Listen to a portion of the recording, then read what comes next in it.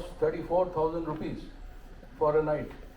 And similarly, at other places also, where the high-end tourist only is possible to go. So that is another thing why the hotel rooms cannot be made cheaper.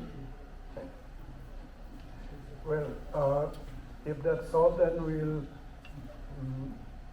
Yes, one more, last That will one. be the last question, if you Yeah. don't mind, sir. Hello. I'm Vikas. I'm representing WorldJet Aviation. We are into the business of private jets. I think I'm very agreeable to Mr. Goel, who just pointed out, we wanted to have open space and something. Where the vision for the government is concerned, I think we can take a lot of,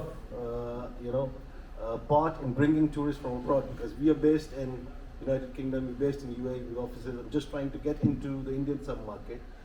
What I have not found is any support for businesses like us, who's not actively investing, but just wanting to be part of the infrastructure, and then doing. Is there anything at a government policy level that we could touch on, or we could be part of?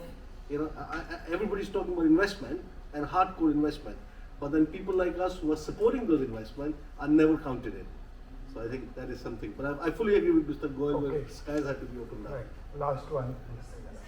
Thank you. My name is Lokranjan Joshi. Goel Saab, I vehemently agree with you. It is a question of supply and demand. And in that curve of supply and demand, there is an equilibrium also.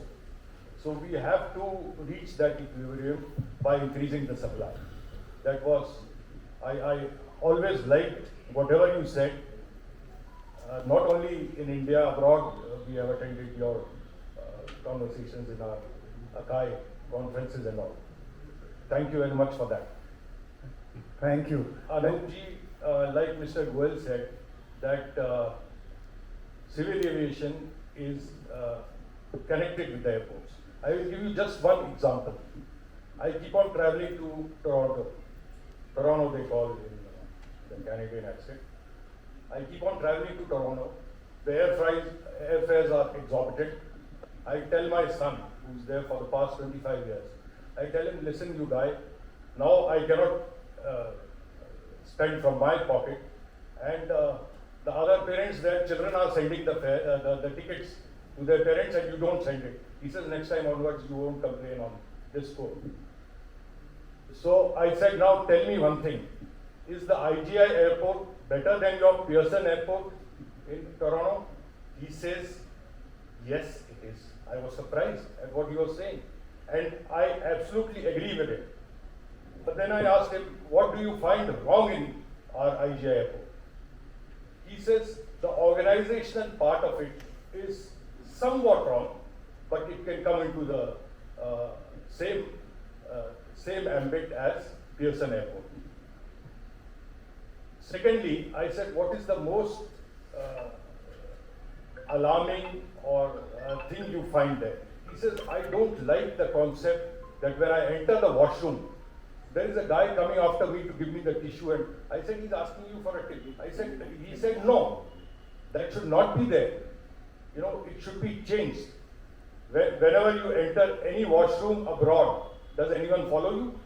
That guy is sitting there, he does his job of cleaning for 15 minutes and then goes away, then comes after half an hour or 15 minutes, whatever the schedule is. So this is a very small thing. I'm requesting you. These small things, if we reduce for the tourists who are coming in, they are our income earners.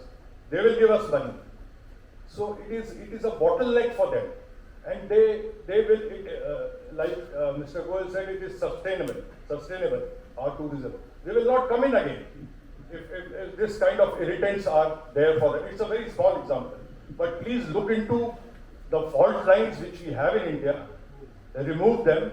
Like Sulabh Shauchalayas once again. Why should a person pay that 5 rupees or 2 rupees? The government should pay. Right. A tourist, if he enters that Sulabh Shauchalayas. Sorry for interrupting, sir. We're running out of time. Yeah, thank you.